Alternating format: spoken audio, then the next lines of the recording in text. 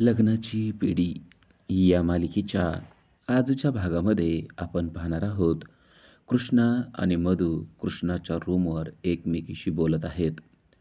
मधू कृष्णाला खास भेटण्यासाठी तिच्या रूमवर गेलेली आहे आणि तिला सांगते की मी तुझ्यासाठी दुसऱ्या मुलीचा इंतजाम करू शकते. पण कृष्णाला मात्र ती गोष्ट पटत नाहीये, कारण तू आपल्या गळ्यामध्ये कुठली तरी किडनॅप केलेली पोरगी मारशील, त्यामुळं आपल्याला आता तुझ्यावर विश्वास राहिलेला नाहीये, असं स्पष्टपणे कृष्णाने तिला सांगितलेलं आहे. तेव्हा मधूने एक फोटो तिला दाखवलाय. ही मुलगी बघ. तो फोटो सावीचा आहे. सावीचा फोटो बघितल्यानंतर कृष्णाला मनातून वाटत असतं की हीच तर मुलगी मला पाहिजे. पण कसल्याही भावना चेहऱ्यावर न आणता कृष्णा तिला म्हणते की आता ही पोरगीसुद्धा किडनॅप केलेलीच असेल. आपल्याला आता या फंद्यातच पडायचं नाहीये.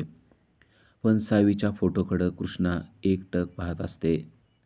कृष्णा म्हणजेच सिंधू सावीला पाहिल्यानंतर तिच्या जुन्या आठवणीमध्ये एकदम विरघळून जाते. कशाप्रकारे सावी आपल्याला मिठी मारत होती, कशाप्रकारे सावी आपल्याला आई म्हणत होती, तिच्याबरोबर घालवलेले क्षण, तिचा साजरा केलेला वाढदिवस, एक ना एक क्षण सिंधूला आठवत आहे. सिंधू त्या फोटोकडे एकटक पाहत आहे, पण आता मधूला कसलीच शंका आली नाही पाहिजे, त्यामुळे ती म्हणते की नको.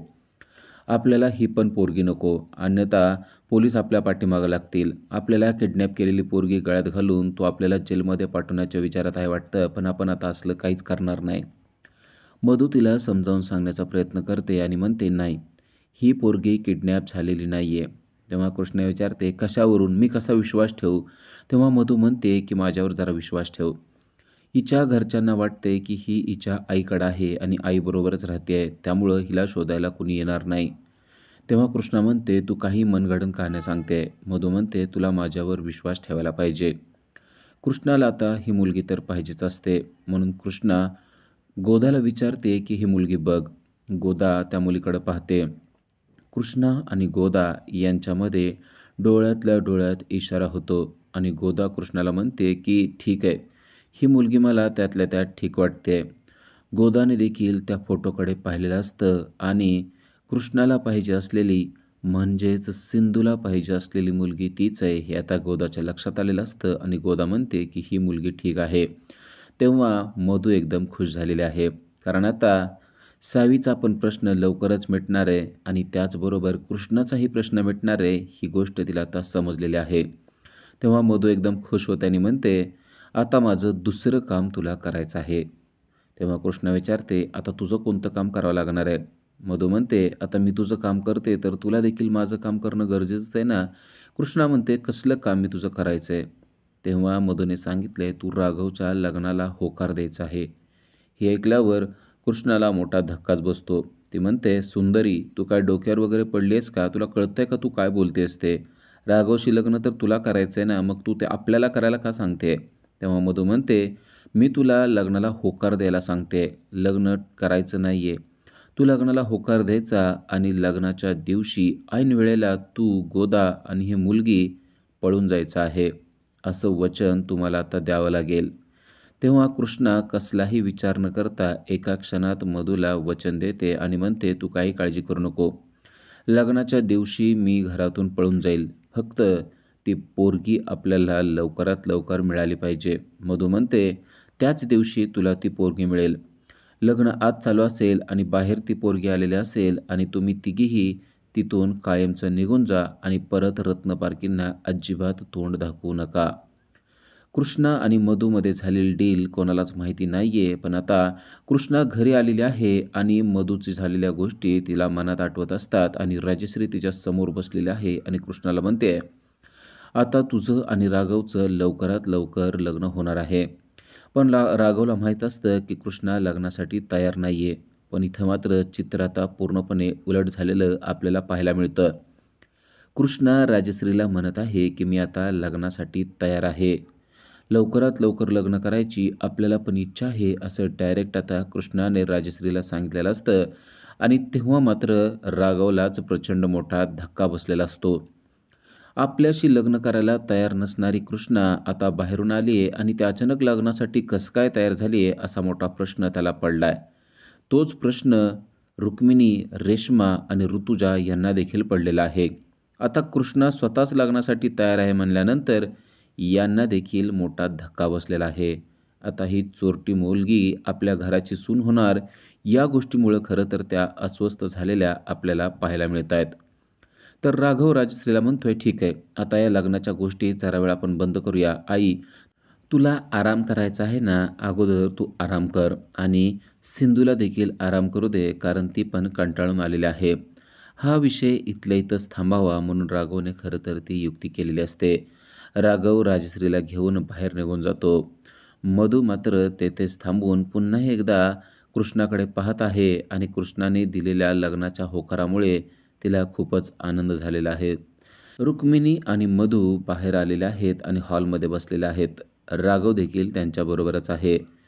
कृष्णाने दिलेल्या होकारामुळे रुक्मिणी अस्वस्थ झालेली आहे. ती म्हणते की त्या मुलीशी राघवचं लग्न होऊ देणं माझ्याकडून तर शक्य नाही आहे. पण मधू मात्र त्यांना कन्व्हिन्स करते की सध्या राजश्री आईंना आपण काय सांगू शकत नाही आणि त्यांना जर का सत्य कळलं तर त्यांची परिस्थिती नाजूक आहे. त्यामुळं आपल्याला त्यांना सत्य काही सांगता येणार नाही. आता पर्याय एकच निघतो की कृष्णा आणि राघव यांचं लग्न होऊ देणं. आपल्यापुढे दुसरा काहीच पर्याय नाही आहे, असं ती रुक्मिणीला सांगते. तेव्हा रुक्मिणी चिडते आणि म्हणते की नाही, हे लग्न मी अजिबात होऊ देणार नाही. अरे राघव, तू कसं काय त्या चोरट्या मुलीशी लग्न करायला तयार झाला आहे, असा प्रश्न ती राघवला विचारते. पण राघव मनोमन म्हणत असतो की आता मी यांना कसं सांगू की कृष्णा हीच सिंधू आहे, पण माझ्याकडे काही पुरावा नाही आहे, त्यामुळे मी शांत बसलो आहे. राघव काहीच बोलत नाही. राघव शांत राहिलेला असतो. तेव्हा रुक्मिणीला समजतं की राघवला या लग्नामध्ये काहीच ऐतराज नाही आहे. रुक्मिणी म्हणते की त्या चोरट्या मुलीशी मी तुझं लग्न होऊ देणार नाही आणि तेच शब्द बरोबर कृष्णाच्या कानावर पडतात आणि कृष्णा चिडते आणि म्हणते, "ए फडफड, तू कोणाला चोरटी म्हणाली गं? आपण काय चोरटी नाही आहे आणि आपल्याला घर देखील आहे. आपलं आपलं घर आहे आणि तुझा लंबू आहे ना, तोच आपल्याला आपल्या घरातून इकडं घेऊन आलेला आहे आणि आपण इथं काय फुकटचे तुकडे मोडत नाही आहे. आपण इथं काम करतोय. त्यामुळं आपल्याशी बोलताना नीट बोलायचं आणि शब्द नीट वापरायचे. चोरटी वगैरे आपल्याला अजिबात म्हणायचं नाही." तिने रुक्मिणीची चांगलीच फिरकी घेतलेली असते.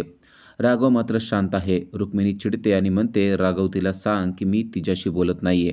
मी तुझ्याशी बोलते आणि मी तुझ्याशी काहीही बोलू शकते.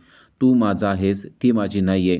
तेव्हा ती चिडते आणि कृष्णा म्हणते की आता राघव तुमचा असला तरी आता तो माझा होणार आहे. आपण या लग्नाला होकार दिला आहे आणि लवकरात लवकर आपण हे लग्न करणार आहे.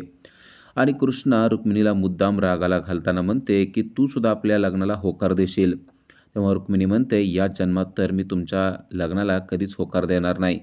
तेव्हा कृष्णा म्हणते, "तुला किती पैसे पाहिजेत ते सांग बरं. तुला जेवढे पैसे पाहिजेत ना तेवढे आपण देतो."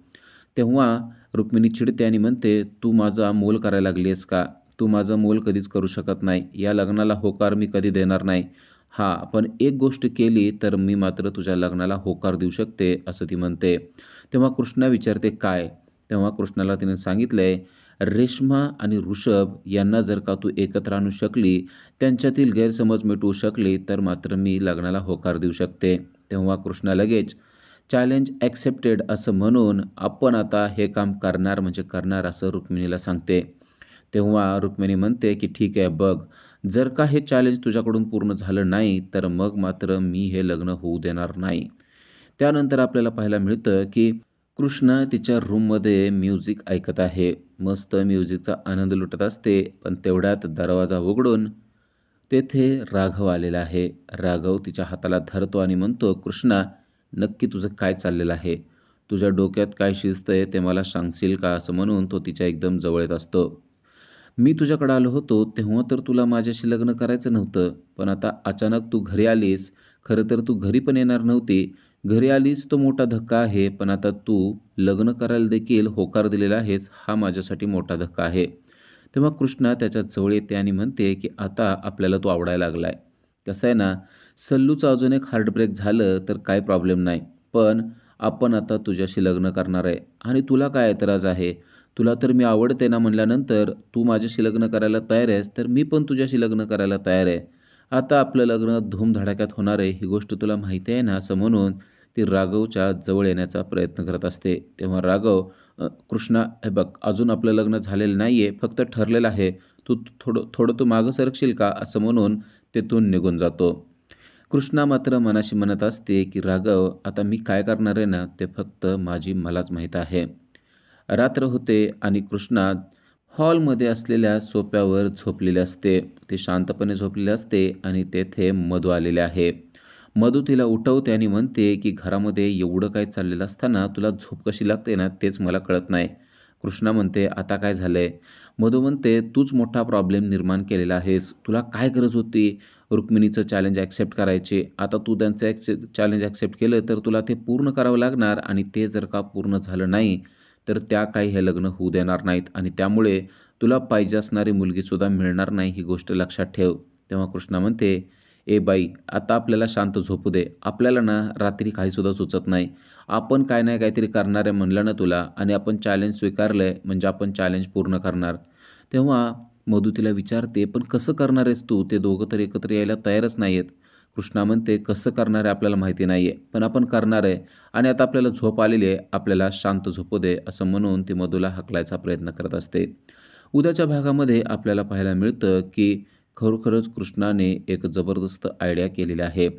कृष्णाने रेश्मा आणि ऋषभ यांचे डिवोर्स पेपर तयार केलेले आहेत आणि त्या डिवोर्स पेपरवर ती रेश्माला म्हणते, की सही कर. रेश्मा लगेच ते पेपर घेते आणि भरकन त्यावर सही करून टाकते आणि म्हणते, "आजपासून माझा आणि ऋषभचा कायमचा संबंध संपलेला आहे." घरातील सर्व सदस्य हे पाहत असतात. सर्वांनाच मोठा धक्का बसलेला आहे, कारण ऋषभ आणि रेश्मा यांचे डिवोर्स पेपर कृष्णाने त्यांच्या समोर ठेवलेले आहेत. ऋषभ देखील ते पाहतो आणि म्हणतो, "जर का रेश्माचा आनंद या गोष्टीमध्ये असेल, तिच्या आयुष्यामध्ये मी तिला नको असेल, तर तिच्या आनंदासाठी मी सुद्धा या कागदांवर सह्या करू शकतो." असं म्हणून रेश्माच्या हातातून ते पेपर त्याने घेतलेले आहेत आणि त्यावर तो सुद्धा भरभर सह्या करून टाकतोय. एका सेकंदात कृष्णाने रेश्मा आणि ऋषभ यांचा डिव्होर्स करून टाकलेला आहे. जेव्हा ही गोष्ट रुक्मिणीला कळते, तेव्हा मात्र तिला प्रचंड मोठा धक्का बसतो आणि ती म्हणते, की "मी म्हणलं होतं ना, ही पोरगी काही कामाची नाहीये. हिची लायकी आपल्या घरात राहण्याची नाहीयेच. आता हिच्या लग्नाला मी स्पष्टपणे नकार देते. राघव, तुझं आणि या कृष्णाचं लग्न अजिबात होणार नाहीये, ही गोष्ट लक्षात ठेव." कारण तिनं जे चॅलेंज स्वीकारलं होतं, ते चॅलेंज तिनं पूर्ण केलेलं नाहीये. उलट तिनं एका मिनिटात या दोघांचा डिव्होर्स करून टाकलेला आहे आणि ते दोघं कायमचे लांब गेलेले आहेत. त्यामुळे या मुलीचा चेहरा पाहण्याची देखील माझी इच्छा नाहीये. "तू आता माझ्या डोळ्यासमोर देखील येऊ नको." असं ती कृष्णाला म्हणत आहे. पण आता कृष्णा नेमकी काय युक्ती करणार आहे आणि त्या दोघांना कसं एकत्र आणणार आहे, ते आपल्याला पुढील भागातच समजणार आहे. अशाच अपडेटसाठी आजच आमच्या चॅनलला सबस्क्राईब करा. थँक